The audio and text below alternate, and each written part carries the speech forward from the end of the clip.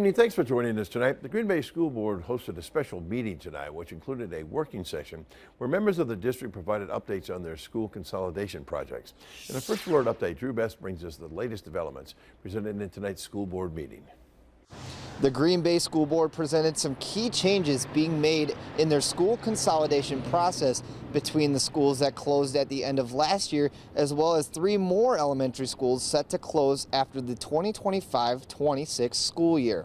Monday's session started with updates on the changes coming in the upcoming school year at Kennedy, Lincoln, and Red Smith Elementary, as they welcome students from Tank, Wequiak, and Keller Elementary. Resources from the closed schools have now moved to the same schools as their students, including furniture, technology, and even a large amount of their school's staff, all with the goal of making incoming students feel more welcome. It's super important that the students and families recognize those faces from their, closing school. It's just, it's always nice to have a familiar face. Board members also presented an update on MacArthur, Langlade, and Elmore elementary schools, which are set to close before the 2026-27 school year, letting families from the 3 schools know what to expect in the coming years. I think the most important thing is just, open lines of communication. It's important to know where we're at in the process. It's important to have facts so that way they know exactly what's going on and they're brought along in the journey.